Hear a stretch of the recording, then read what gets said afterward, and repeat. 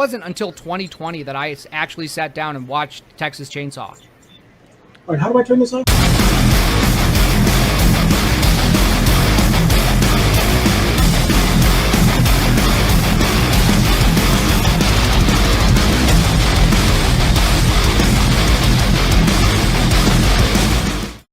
God, I love that opening song.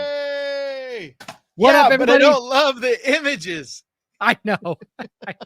I gotta get a new intro. I promise. I do love the music though. I will get a new. It reminds me a lot of what I use on Ghost Pirate too. It's like very similar kind of metal. Dude, it's just the more metal, the better. Like, but that beat. I just love that opening music. I'm gonna get a new intro out. I know I've been saying that for the last 3-4 weeks, but it will happen. I will get it. I am the editor of this show, and I mean, like, so somebody who can actually edit, help me out, please. Yeah, next week I won't give you any news if you don't edit it an intro. I won't come up with any news, and so we'll just sit here and stare at each other for an hour. Yeah. I had like a metal fans wet dream weekend, dude. Like it was fucking insane. Yeah, we're gonna talk about it. Yeah, I went to a Midsummer Scream in LA, and so I got a lot to talk about with that. But it'll be fun. But we are here. Kick it off with the Deadpool Wolverine news and stuff, right? Yes, right after we tell everybody who we are. This is the Screaming Room. Oh, yeah. It is Wednesday, 7 p.m. Eastern, whatever time that is on any other part of the world that you're watching. So 4 o'clock in where I live. 4 o'clock on the West Coast, and it's good to see everybody. Mr. Wonderful's in the chat. Little Boozy's in the chat. How's it going, guys? John, here we go. There's John. How's it going? John says that Boozy hung out all night last night. Well, we watched it on because I watched with oh my gosh, my friend's podcast. Totally, we watched it last night. Nice. And little Boozy Bert watched it with us. John says that he is forever changed after watching Long Legs. So we'll talk about that, John. But what we really want to get into right now is not necessarily horror, but that's okay because it's our podcast and we can do what we want. And it's gory as fuck, man. It is like it's gorier than most horror movies. So it is violent, but we're like that degloved scene. The like I don't want to spoil like who it is or whatever, but that degloved, fully degloved thing was fucking cool. Oh my god, there's so many spoilers that we will try not to get into. But we're talking about Deadpool and Wolverine. Yeah. We are talking about Deadpool and Wolverine, and it is murdering it at the box office. It has it is the what you said. It is the number one R-rated movie. Yep. Number one R-rated movie. The first Deadpool, I believe, had the record and it for the opening weekend, and then it just smashed it. So, I mean, it's well on its way to make $1 billion, at least worldwide.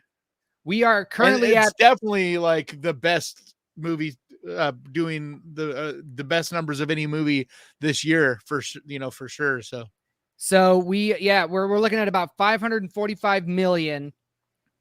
Already this movie is going to gross $1 billion. This is going to be the first $1 billion Marvel movie since Endgame. So take that and think about it, what that means. However, it's kind of funny. Like, I don't know.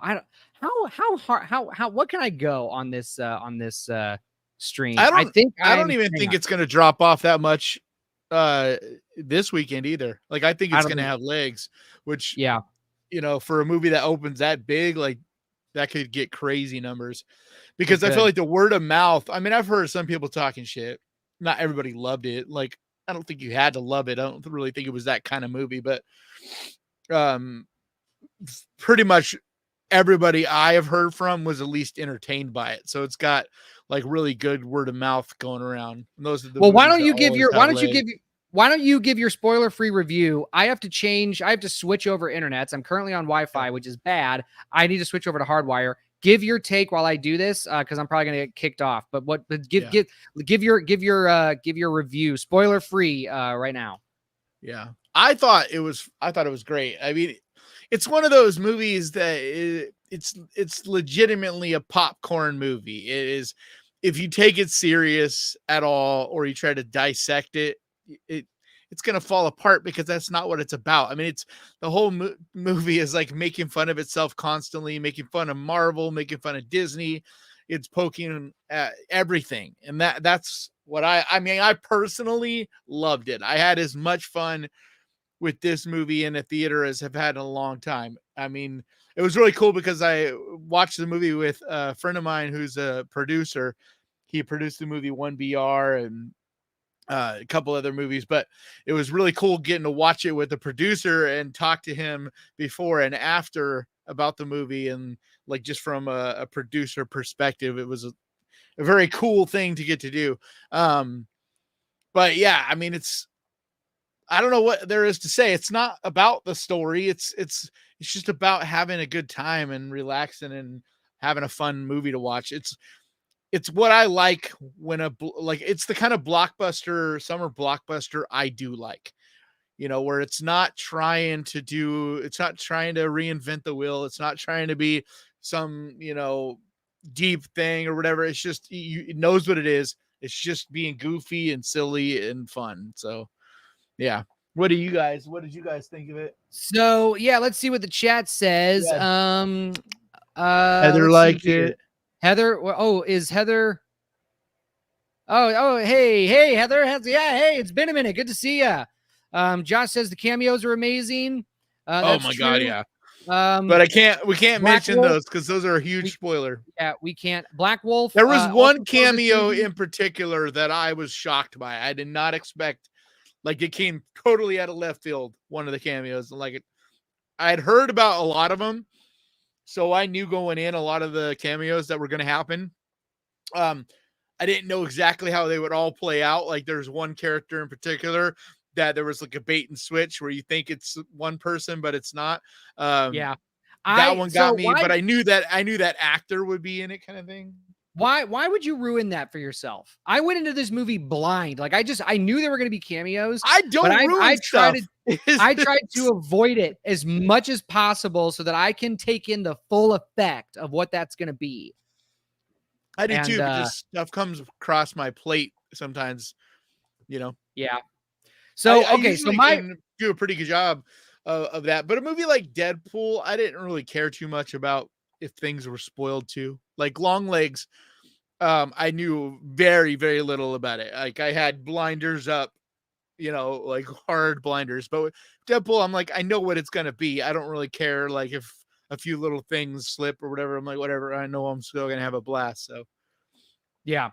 So before I get into my review, we got to say this. If you're watching on the Ghost Pirate channel, please come over to the Screaming Room channel. I think Kanan is gonna pin a link in the chat. To the channel. Please subscribe to the Screaming Room. Please watch us on the Screaming Room. We're trying to grow this channel. We're trying to make the Screaming Room podcast like a thing. So its own show. That's ultimately there. Yeah, that's ultimately what we want to do. So we love seeing you guys. We love seeing the chat. You guys are awesome. Please come over to the Screaming Room and chat there. But so my review of the Deadpool movie. So I'm gonna do good and bad. So the good was that this movie is fun as hell. It goes a million miles an hour at certain points. One of my critiques is that it felt a little slow at some points, and the runtime I started feeling it a little bit at the end. But yeah, but he even makes that joke at one point, like, right, where he knows it's running long, and I thought that was pretty awesome. So but I thought a lot of the jokes were really funny. I thought the cameos were great. I don't agree with some of the critiques of one of the cameos, which we can't get into right now because it's still fresh. We can spoil this maybe later. But I went in, I had a lot of fun with it, but just the problem with me is once I start thinking about the movie after I see it, that's where I start running into issues with it. And my issues with it was I actually felt that this, despite how much fun I said it was, I thought this was the weakest of the three. I still think Deadpool 1 is the best Deadpool. I think that as far as made movie, I agree. I think the best made movie, the best story is very clearly the first one. The one that I had the most fun with, though, I think was this one. I think I had the most fun with this one. I thought that the story was pretty loose. They were kind of loosey goosey with it. Did you watch I know Loki? Why they did it. I watched the first 3 episodes of Loki before I turned that trash off. What? Loki's awesome. I loved Loki. No, that show is so bad. But that explains a lot. The TVA, no, I understand. Yeah, but I understand. But the thing is like I'm a huge Marvel fan, like comic book fan. I know about the TVA. I know about all this stuff. I know enough about the Loki show and what they've done, and like with Kang and all that stuff. Like I know what they've done with the TVA. I wasn't lost. It wasn't lost on me. I thought it was stupid. I loved the jokes. I love seeing like the opening scene. I thought was gratuitous, but again, I thought it was good. But I didn't like the MacGuffin. I didn't like how they set up that they could have done away with all this multiverse crap that's just been, and they even referenced it in the movie. They were like, it's just been miss after miss. And I was sitting in the theater like, yes, thank you. And that's not a spoiler. It's just one of the things that they talk about. Yeah. But I said, it like pokes fun at everybody and everything. I still think they pulled their punches. I still think Kevin Feige went in there and wanted final approval of the script. I think Ryan Reynolds pulled off what he could have, but I still thought there was a lot. If you hear the behind the scenes stuff, like the way the contracts and stuff were, Ryan Reynolds was literally like, we'll make this if I have complete control. So him and the writer, they had like just as much control as they did with the other two Deadpool movies. So if any punches were pulled, it was, I didn't think they pulled any punches, to be honest. I think they did. But I think that they also were reticent of the fact that this is setting in motion things to come in the Marvel universe. So I think if anything, maybe the punches that you're referring to are just simply because you don't want to burn down that bridge. You know what I mean? You can burn that bridge. You can talk shit about that bridge, but if you burn it completely down, it doesn't do anybody any good. If this movie used the MacGuffin to do what I wanted it to do, you could have, I would have come out and probably have said Marvel is saved, but they didn't do it. So that's why I was like, why? Why did you do this? And I thought they pulled their punches. I thought Wolverine, it was fun to see Hugh Jackman. It was fun to see the yellow costume. He did great in it. He did great. I was surprised. I didn't know if he would be able to go as hard. Like, he's getting old, he's getting pretty old. He still went hard, man. Like both of them. So that was pretty cool. But the problem for me was I started feeling the runtime. I thought the story was kind of weak. It was kind of flimsy. Again, I understand why they did it, but I still had fun with it. I had fun with the violence. I had fun. And there were some jokes that I thought didn't land. And there were some jokes that I thought got pushed a little too much. And it didn't feel like they were pushing it like this is a bad joke, right? Haha, now it's funny because it's so bad. I thought they legitimately thought it was funny, and it just kind of wasn't. But that's no reason to not see the movie. I'm not going to say that it was a bad movie. I think people should go see it. I think they should. I said, I feel like it's like any summer blockbuster, right? They're never perfect, but when they're done right, it's like Free Guy. Like Free Guy was one of the last really good summer blockbusters that came out, and where it was like, was it perfect? No, but it's a summer blockbuster. It knows what it is. It's just stupid fun. Yeah. Big explosions, everything's expensive and like fully on display. And, I don't know, man. I like genuinely thought this movie was very funny. Like I was laughing like crazy. Like I loved the tone of it. I think that's why it might be my favorite as far as the most fun of them, because like even that opening scene, like what they did, like that's just so like that was just so good to me, because I've heard all the stuff about people bitching and moaning like, you can't bring back Wolverine because it ruins Logan and all this. And so like to be so irreverent and do something like what they did in the opening, like that's fucking great. Well, and so I mean, I was a little disappointed with that, just because Sam and I went to go see it. Sam has not seen Logan, and she also hasn't seen a lot of the early 20th century, like, that early and mid 2000s superhero movies, which this movie was really, I thought was an homage to those movies. It was. I really thought this was a love letter. It was way more of that than it was Marvel. Stuff. Right. Yeah. Right. And so that's why that opening scene, I was cringing, because Logan is my favorite superhero movie. Like, because the story in that is it's incredible. the best, probably. I think it's probably the is. best one ever done as far as a movie goes. I think it's the best movie. And I have but for me, you have to either have embraced the multiverse at this point or not. Like, if you don't embrace the multiverse at this point, well, the Marvel's probably you're not gonna enjoy it as much anymore. But if you embrace the multiverse, like, because to me, once I saw Multiverse of Madness, I was like all in. I'm like, all right, I like this multiverse thing. Let's see where this goes. Let's go down this rabbit hole. And it's not been perfect. I haven't liked a couple of the last Marvel movies, but there's been a couple. Everything's been a flop. Well, no, not everything. I mean, you had Spider-Man No Way Home. That was huge. Yeah, but that was the last billion. That was the last billion, not Avengers. Yeah, but that was still a Sony movie. Yeah, kind of. Like the Spider-Man movies are still Sony. Marvel. Like, they're Marvel. Marvel stands Marvel. are going to come out. Marvel stands are going to come out and say that it was Marvel because it was good. But it was a Sony movie. Like, I don't give Sony any credit, man, because Sony can't make a movie to save their life. Look what they did with the Spider-Man movies. No, look what they did with Madam Web. That was Sony.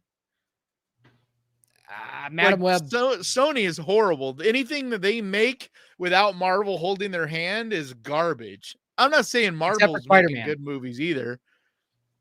No, Marvel held their hand. Like, that was way more. I would like to. Spider-Man movies are Marvel. Like, Marvel is is very much in the room with all the decisions and stuff that are made with all the Spider-Man movies, because I don't think he is technically a Marvel character. It's the spin-off ones they're not, like Kraven the Hunter or what's the really bad one, the vampire one. Those are just Sony. Morbius. Morbius. Venom, Sony has nothing. Venom movies are terrible. Yeah, those Marvel has nothing to do with. But the Spider-Man movies, they're very much involved in. If they're so involved in the Spider-Man movies the way that you say they are, then why aren't the Marvel properties even half as good? Those have been horrible. Like, I hated, like, the Marvels was just awful. What was the one that my least favorite ever, though, was the Eternals? Yes, that was my least favorite Marvel ever made. That movie is horrible.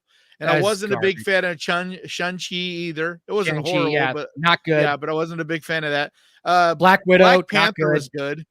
Yeah, Black Widow was great. Forever. Wakanda Forever was such a character assassination on the Wakandans. Like, if you want to show people how shitty a society can be, watch Wakanda Forever.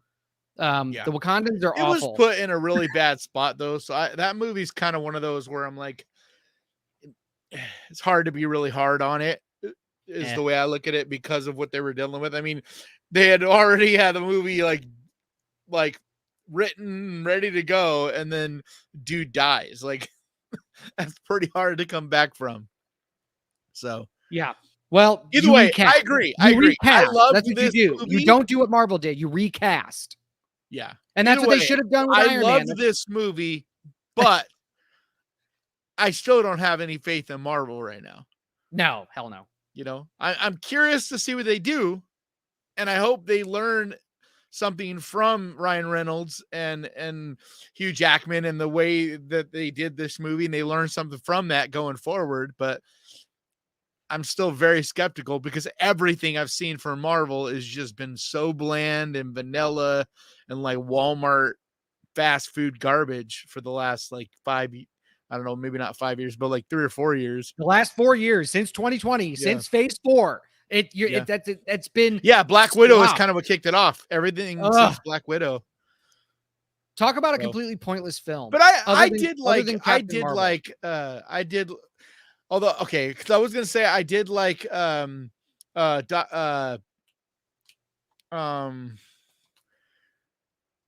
of Madness, right? Doctor Strange, but I think I just liked Raimi, what Raimi did in that movie more than I did because like the second half of the movie where he just kind of goes full on Sam Raimi mode is where I loved about the movie, you know, like the fucking zombie, you know, shit and all that. So anyway, Josh wants to know. Talk. Well, hang on. Last thing, and then we'll move on. Josh wants to know if we're excited for Robert Downey Jr. to play Doom. No, I think that's the stupidest fucking thing that I've seen. That shows how desperate Marvel is to get people watching their movies again. And like, I don't agree. People predicted this.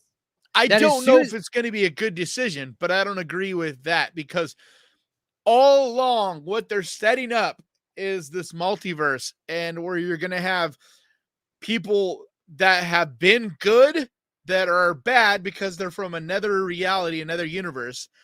And yeah, so I think that's what this is. I mean, this is Tony Stark in a different reality is Dr. Doom. No, because Dr. Doom is Victor Von Doom. No, I don't think that that's what they're doing with this. Because that would be the dumbest because decision. The Fantastic Four, the new Fantastic Four that's coming out, is definitely in a different reality. It's in a different universe, and I think he is their Dr. Doom. But so I think Tony in that Stark, reality, because I think in that reality, Tony Stark is Dr. Doom, and Victor Doom is somebody else. Maybe he's Iron Man. I don't know. Because it's an alternate reality, so people kind of switch places. No, that's the only thing they could be doing with this. I understand, and I think it's terrible. On the surface, it sounds terrible, but I'm curious to see how it plays out. I am. I think that there's a possibility this could be cool, because if they finally go all in on the multiverse, you know, and we get this whole what if reality like they've been teasing for fucking 4 years. I think it could be cool. Ray says he's At not the into very Marvel. least, it's like we've been teased enough. Let's do it now. Ray says he's not into Marvel. He's into horror. Yep, we get it. That's what I said. Enough Marvel. So we're moving on. I'm only a kind of superhero fan. I not even really would say I am a comic book fan. I just watch these movies because it's like topical. Yeah, if they were all like Deadpool, Wolverine, if they were all like that, then I'd be a big fan. But yeah, they're not. I'm a huge nerd. PG-13, like yeah. Like all right, Blue Beetle. All right, we're moving on. We are moving on. So some news came out. The I Know What You Did Last Summer Legacy sequel will not erase the events of I Still Know What You Did. This is according to Bloody Disgusting. It says filming is getting underway this year on director Jennifer Caton Robinson's I Know What You Did Last Summer, a sequel to the 1997 slasher movie that will reportedly feature fresh faces alongside legacy characters. But will the new movie pull a Halloween 2018 and effectively erase events of the slasher movie's 2 sequels from this particular timeline? Rumors and reports over the weekend indicated that I Know What You Did Last Summer 2025 will indeed operate only as a sequel to the 97 movie. But Jennifer Caton Robinson has taken to social media this week to let us know that those rumors are very much untrue. Caton tweets, I Know What You Did Last Summer is canon. She's, of course, referring to the 98's I Still Know What You Did, original sequel to the 97 slasher. That movie was followed by... But, hold on. If you notice here, she doesn't say anything about it being connected to I'll Always Know What You Did Last Summer. Right. And so that's why it says that movie so bad. It's terrible. Said was followed by I'll Always Know What You Did Last Summer in 2006, but it's probably safe to say the events of that movie won't be referenced in the 2025 reboot. Madeline Klein and Camila Mendez are in talks to lead Sony's reboot along with Sarah Pidgeon from Gotham. Well, I guess the first season of Gotham was pretty good. The rest was not. Tyreek Withers and Jonah Hauer King from the Little... these writers. Okay, here we go. Last we heard, both Jennifer Love Hewitt and Freddie Prinze Jr. were also in negotiations to potentially star alongside the fresh new faces. Yep. Sorry, I'm telling you, I'm calling it right now. The reason that they're making it clear that the second one counts is because they're going to bring back Brandy. Like, I'm calling it right now. Like, she's going to be in it. All right, you heard it here, folks. Cameo, but she's going to be in it. And especially because she's doing that Front Room horror movie as well. Yeah. Jennifer Robinson is on board to direct the new installment in the franchise for Sony, with Leah McKendrick writing the original draft. What directed? Do Revenge. And also, let me give me a second. She directed what? Do Revenge. What the hell is that? Do Revenge. It is. I don't know. I have not heard of it. It's a teen comedy, a dark teen comedy. Drea and Eleanor agree to go like after one another's Netflix original. Yeah. So she did that. She also did. She wrote Thor: Love and Thunder. Oh God. Oh my God. Really? Well, yeah, but Oh. that was a team of writers, so I don't know how much we can put on her for that one. Because that was literally like 5 writers that did that movie. So she directed Someone Great, Love Life, 1 episode, and Do Revenge. Those are the director credits she has. And then her writing credits are some movie called Unpregnant, Someone Great, Thor: Love and Thunder, and Do Revenge. So this is How did she get this job, dude? So I was gonna say, so this is a this is a teen comedy. This is a teen comedy writer writing a horror movie. Dude, this is gonna be like the TV series. I know what you did last summer that they tried to do on Prime last year. Oh my God, this is not looking good, folks. I'm telling you, this is going to be that, and it's only going to have our legacy characters as just making like kind of cameos, like Scream 6 did with although Scream 6 had them in there more than just cameos, but yeah, I have no faith in this. Oh man, yeah, hopefully this is going to have to not be as bad as it feels like it's going to be, but yeah. It feels like it's going to be like a wannabe MTV like movie, like CW. Thor: Love and Thunder. It's going to be PG-13. This is going to be PG-13. Stop. Whatever. All right. Well, do we want to move on then? Since this, yes, we have passed judgment on this TV series. movie. Sorry, movie. That's what I meant. Sorry.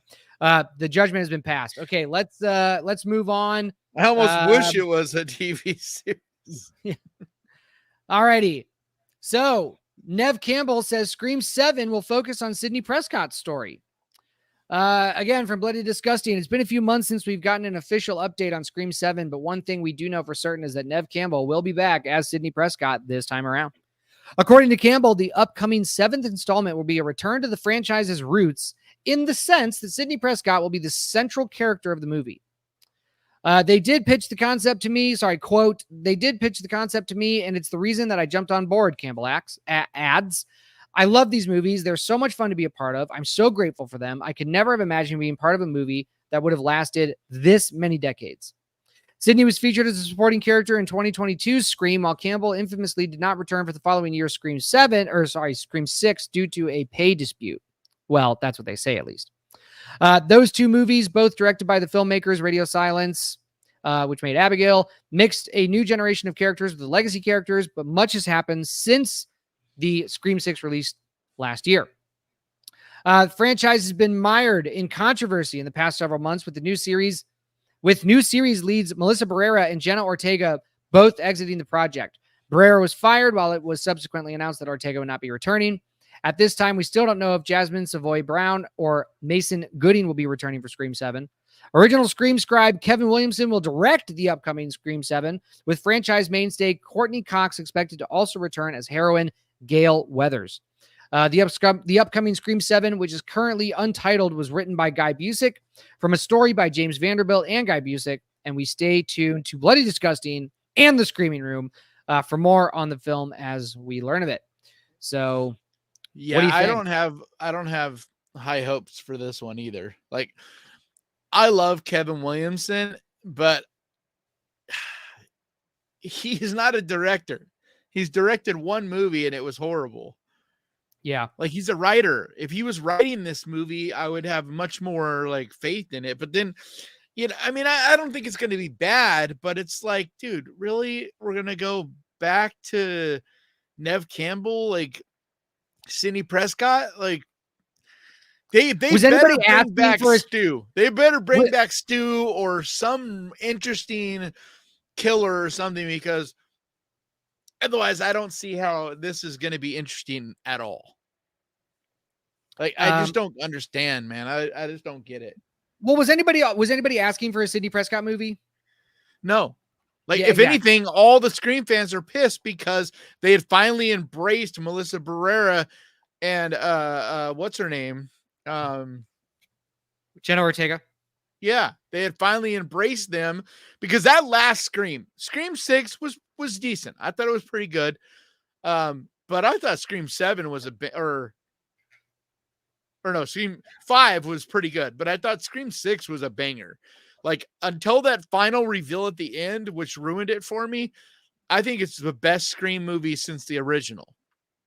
But unfortunately, that final like reveal and final act was just really stupid, and but everything up to that point, it was one of the best I'd seen. Like the violence, like the way Ghostface, the way he moved, the way he killed, like it just felt vicious. I love that it was in New York City. Like it was a cool movie. I still can't get over how, like, whose dumb idea was it to have that as the reveal at the end? Like, it was so stupid. Yeah. Yeah, I know. I'm not a huge fan of the Scream franchise. I love the first one. Yep. Second and third is like, okay.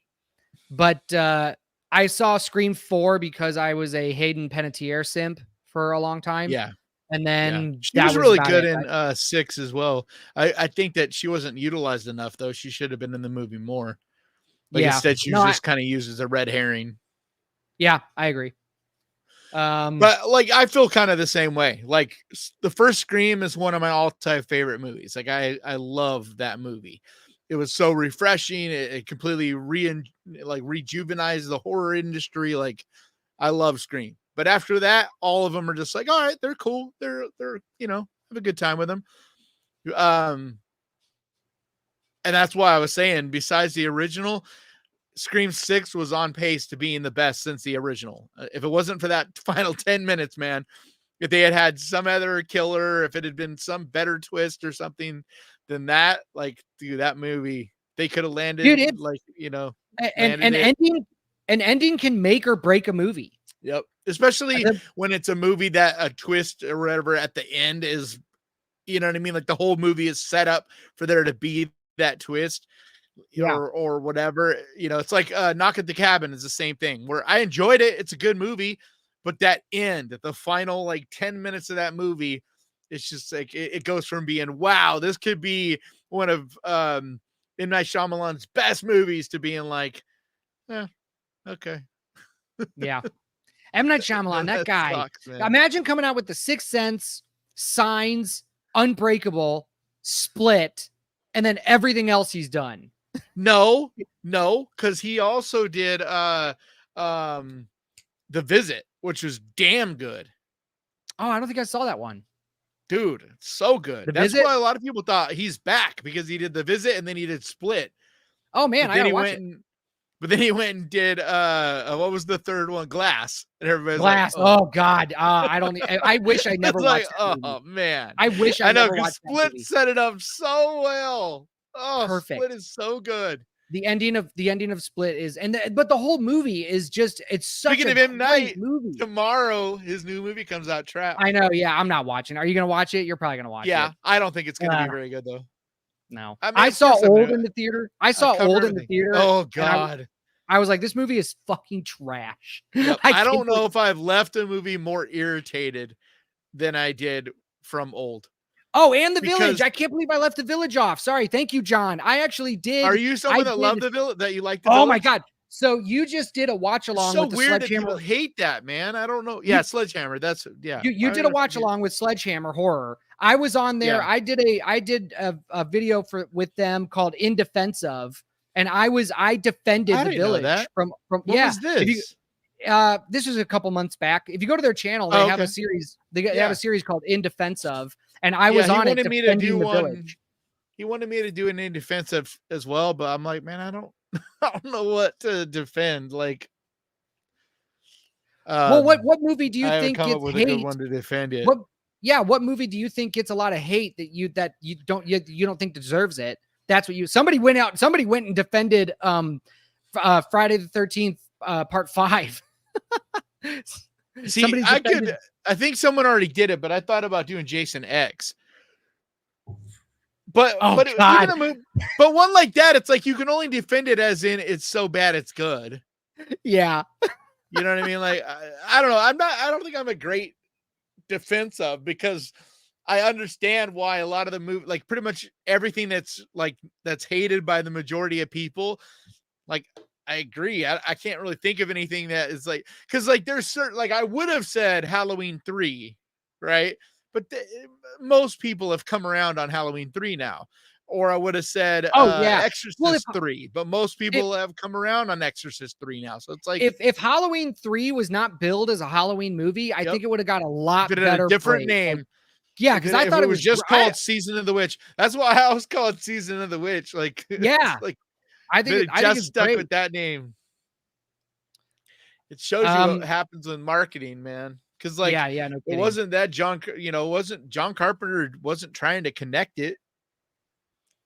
You know, it was supposed to be the beginning of he wanted Halloween.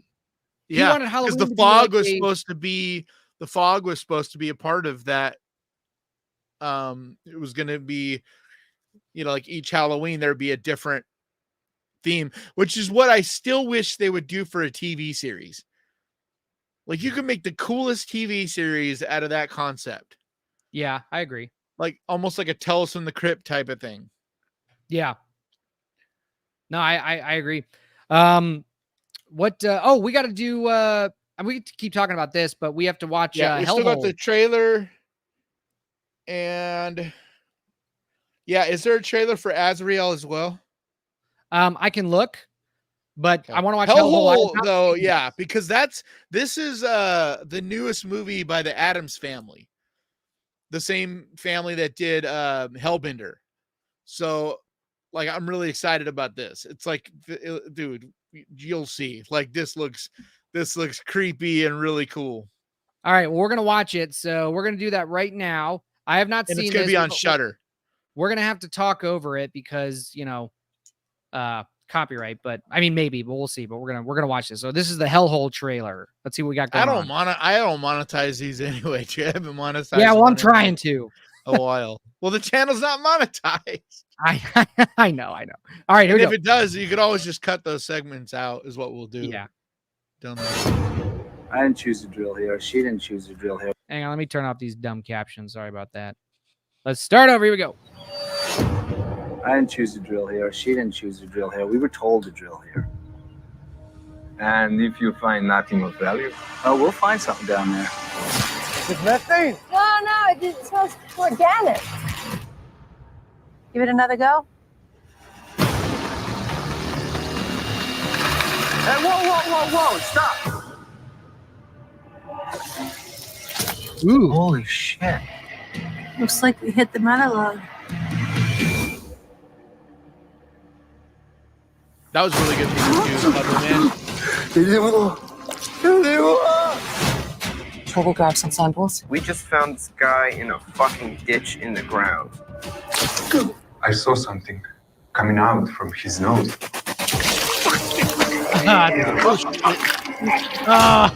That's awesome. It's organic. Living tissue.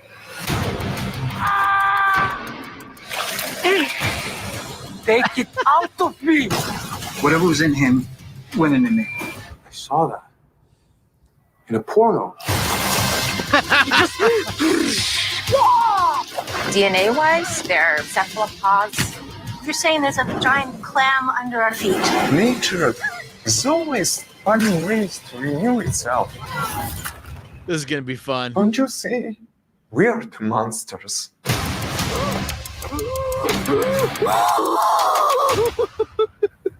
Like, look how gory it gets, man. Nice. I just wish they had used a different name, man. Then Hellhole. Yeah, I don't know why more people don't research this shit when you name their movies, because there was just that was German or Russian horror movie that's on Shudder it's called Hellhole that was really fucking good. And so all it's gonna do when you're a small movie like this is, Google searches are already, you need them to clearly pick up your movie. People Google search and stuff. Like everything helps. I don't see a trailer for Azrael. I don't think they've released one. Okay. Yeah, I'm excited about Azrael though. It stars Samara Weaving, so I like Samara Weaving. Yeah, me too. And it's supposed to be like Lovecraftian, something along the lines of that. Yeah. So I'm excited about that. And then I wanted to mention, I don't know if you guys are all fans of Ice Nine Kills out there, but they're we gotta talk about that. Band. Sorry.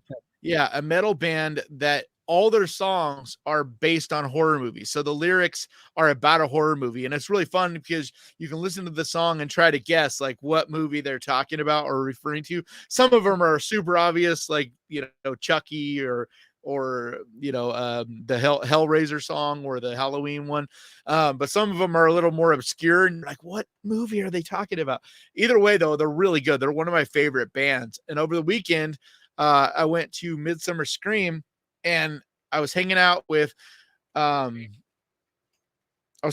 bunch of people, and I was hanging out with my friend Blasco, who's the bass player for Rob Zombie, and he introduced me to the singer of Ice Nine Kills, and I found out some information. I can't really say exactly what I found out because it's still under wraps, but they shot a music video, and it's going to be related to a horror movie, and it's gonna, like I told DJ, it's gonna set the world of horror / metal on fire. You guys are gonna all be so excited and definitely are gonna want to see this. So just keep an eye out for Ice Nine Kills. Probably go follow them on YouTube, to keep apprised to what they're doing. But it's cool too because every time they do a video, like their videos are really elaborate. They did a whole series of them for their last album that were a movie. Like if you watch them all together, it becomes a movie.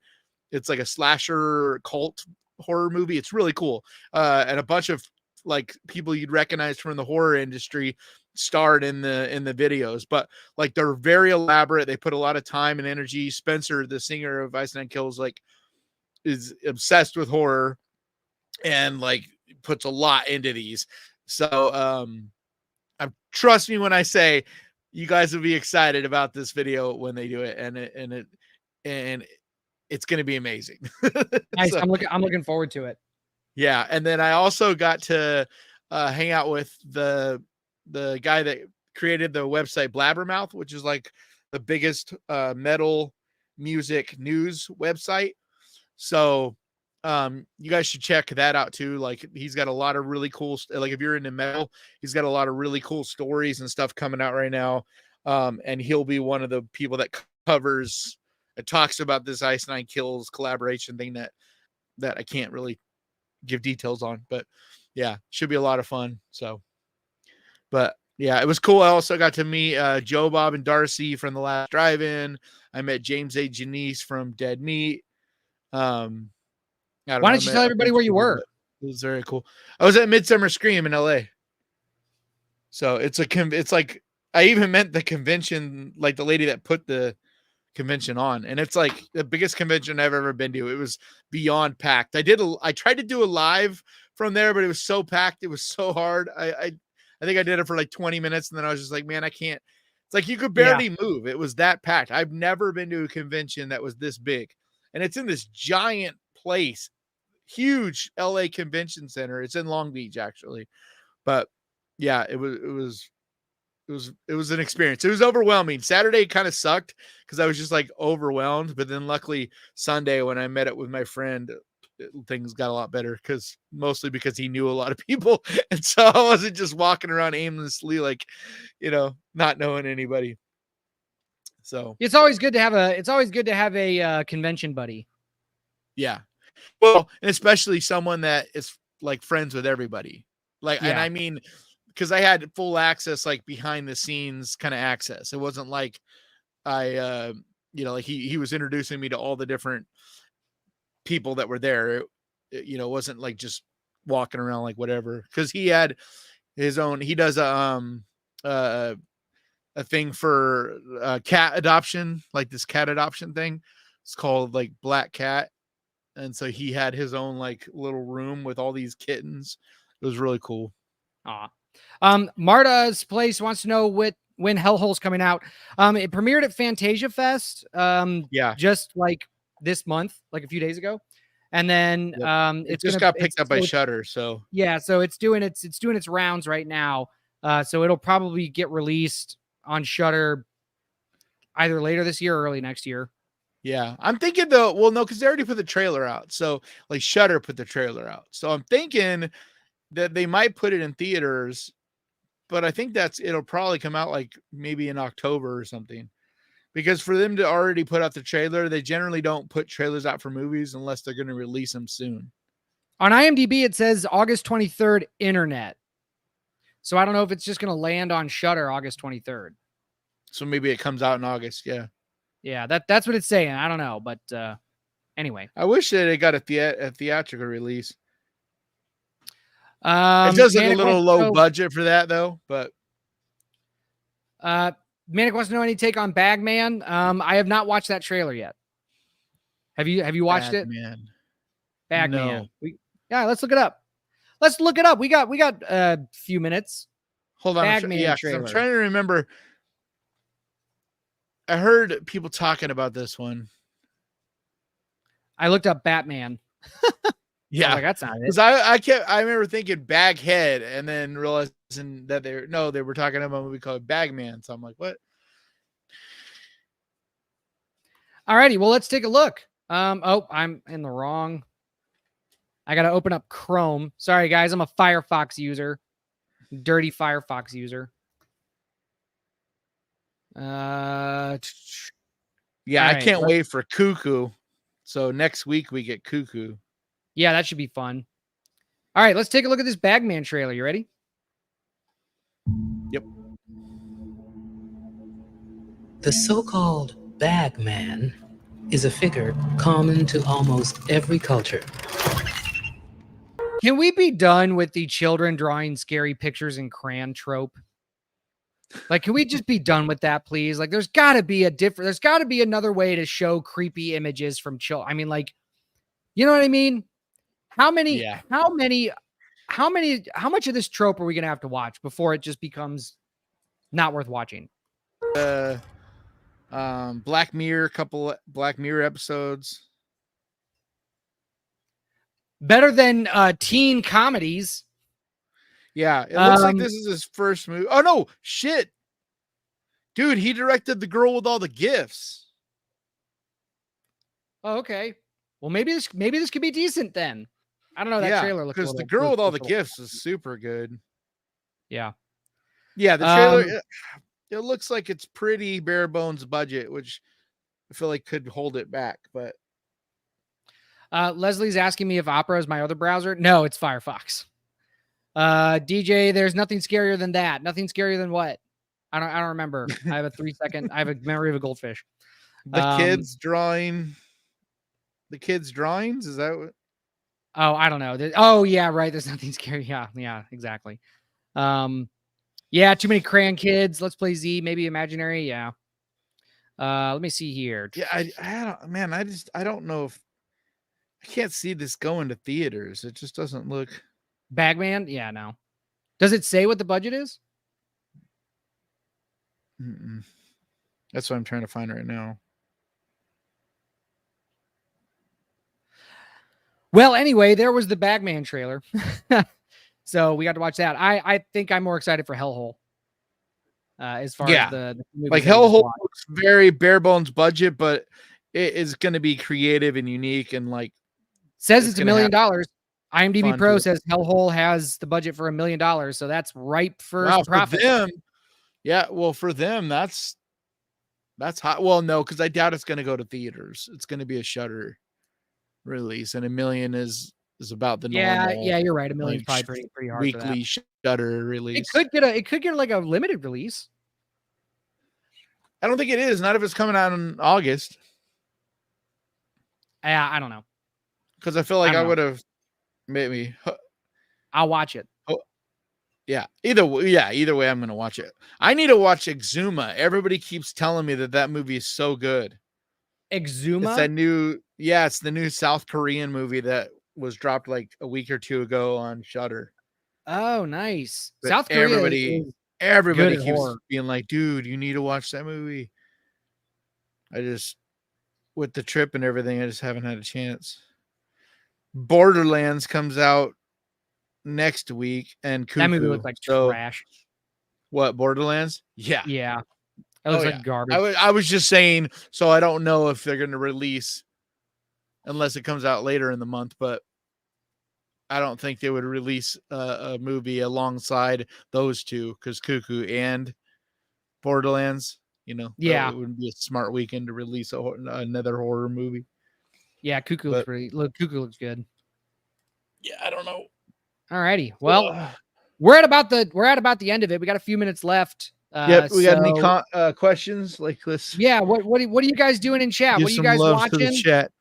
What do you guys like? John says, "Hey, Kanan, dropped your name on Shudder's review for Humane. Really great film. That I'm glad you put your review video. Five skulls. Wow, nice." Leslie loves Black Mirror. Still trying to win Bandersnatch. Ray says it looks like still trying to win Bandersnatch. Do you know there was like 103 different, like ultimately different scenarios you could get with Bandersnatch? Like I played it a few times. I got like, I think 4 different endings, but yeah, there's like 103. It's crazy. It's like every little thing you do different will give you like some pretty dramatically different outcomes. It's pretty fun. I kind of wish that, like, I know the programming levels that it takes to create something like that it's a lot. So I get why we don't see more things like that. But dude, I think it would be so cool to see like series and things like that, where there's like ultimate, like different scenarios you can go down, like, like in Fallout or different video games. They'll have like you go down that rabbit hole. Like, it would be cool to have a series where every episode you make different decisions, which leads you to another episode that's like a whole nother set of scenarios. And it's like everybody ends up in totally dramatic spots. You know what I mean? Like, because you have like 8 episodes that all take you down that road. Like, that would be really fun. But I know it takes a ton of, like, the amount of people that worked on Bandersnatch, like, it was crazy. I think it was the most expensive episode of any show Netflix had ever done at that point. Like, I think it was passed by like the Stranger Things, like last season, like a couple of those episodes broke it, but up to the point when Bandersnatch is. Wolfbane says, not checking for Borderlands. Anything with K Hart in it's going to be meh. Yep. Video game. It just looks, dude. It just looks so. I mean, it sucks because Borderlands is like one of my favorite games, dude. That game is so much fun, and this just looks like it. Like, it shows. It's funny because you see Fallout, and you're like, now that's what it looks like when you do something right.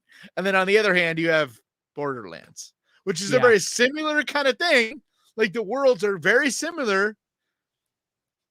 And it's like, it doesn't have the same, I mean, just from the trailer, even, it does not have the same heart at all the game has. Yeah, it looks bad. Mr. Wonderful says he saw this past weekend What We Do in the Shadows. So funny. Thanks, Kanan. Yeah, What We Do in the Shadows is hilarious. The movie or the show? If you just watched the movie, go down the show, because I think the show is better than the movie. I agree. I love the movie. But the show is like, especially, I think season 2 or 3 is when they really kind of hit their stride, and it just gets so good. I mean, every season of it's good, but it's like I think it's season 2 where it really, like, once they take over the council. So I think that's season 2, right? Yeah. That's when it just gets bonkers. They try to make a club and Well, so I'm just going to take the last couple of minutes to update everybody. If you don't know, I'm making my own movie, and we're in I'm in the home stretch for the edit for the first draft. So once that's done, Mr. Ghost Pirate, you're gonna get a screener for the first cut, and I want you to tear it apart. What's the length right now? I'm just over an hour right now. We're looking at about 90 minutes. Really? So yeah. Oh yeah. Looking at about 90 minutes. If you can pull that off, I'll be impressed, because everybody's movies are always way too long. Like everybody I know, when they make their first movie, it's always way too long. I wrote this to be an hour and a half. Like the script is 110 pages. Yep. And So I'm telling you, dude, if anything, if even 2 hours, it kills your movie. If it's you're a brand new filmmaker, it just kills it. And I don't understand why more filmmakers don't realize that. It is so important to have a tight hour and a half, because nobody knows who you are. Nobody knows your style of making a movie. You need to leave, if anything, leave them wanting more. You can always make a sequel, Oh yeah. Kanan will not be in the Hellgate. However, he was on set when we were filming. I am. You just won't see me. I actually am in the movie. Oh, okay. I can't say what I'm doing, but you won't see me. You know what I'm talking about, right? Oh, I know what you're talking about. Yeah. So, okay. Yeah. So technically he is in it, but but you're not going to see him. There's two things I did that were filmed, but you don't see me, if that makes sense. But you'll understand once you see the movie. Yep. So you will see that. Manic, there's something you're gonna enjoy it. I think there's something in this movie for everybody. So I wrote this to be a love letter to horror movies. So I really hope that's how it's received. I really hope that's how people see it and have a lot of fun with it. So that's what it's going to be. Wolf is asking, do I have a distributor for the Hellgate? No, I actually had a distributor reach out to me just this past week. I released. So if you guys go, and I haven't been promoting this too much, but if you guys go to my channel, Bloodscribe Creations, and I'll put it in the chat. If you go to that channel, I released a sneak peek scene so you can watch a sneak peek really good of it. And I had a distributor reach out to me after watching that scene and wanted to talk about the movie. So there is interest. So my producer friend told me to tell you to join different Facebook groups, filmmaker Facebook groups. He's like, before you decide who you're going to have distribute it, do that, because so many young filmmakers, including my friend who got screwed over, who made a movie and long story, but he made a movie and got completely screwed over, ended up losing a bunch of money on it, and still is battling, has a whole court thing with them. It's a nightmare. But, no, I've been a lot studying... of young filmmakers. So it's really good. Not just because you can learn stuff from YouTube videos or whatever, but he was like, it's better to have a community though of filmmakers too, because they can tell you ones to trust, ones to not trust, as well as just sometimes clue you in on a good one to be like, oh, you'd be perfect for this guy, So he's like, Facebook's got some really good filmmaker groups, and Reddit has some good ones. So no, I'm in them, and I am scrutinizing anything that I get. I know the horror stories behind filmmakers and their first movie and signing their life over to distributors. I've been studying the film business for the last 3 years, so I feel like I'm a little more prepared. Because there's two words in the film business: film and business. And a lot of filmmakers, they are just focused on the art and the film, which they very well should be, but you have to at least have a layman's understanding of the film business in order to make it, or you're just going to be another horror story that loses their movie for 10 years and can't do anything about it and never sees a check. So, well, the problem is so many filmmakers, including one of my buddies, he instead of waiting until after he showed it at different film festivals and showed it around to then pick, a distributor, he basically got the distributor from the jump kind of thing. And, they just take advantage of you. It's always just like when you're always in a band, it's always better to get a bidding war. It's like, if you can go and show it at some film festivals and get a couple distributors, production companies, because you never know what you're going to get, because that is as crucial as the movie being good. It's like a YouTube video's thumbnail and title. It's the same level of importance, because they're the ones that are they don't just simply put the movie out there. They're the ones that are going to give you the promotion, the tools to make a good poster, like all of this stuff. On top of that, they could get you on Shudder, Netflix, whatever. So it's like, it's huge. Yeah.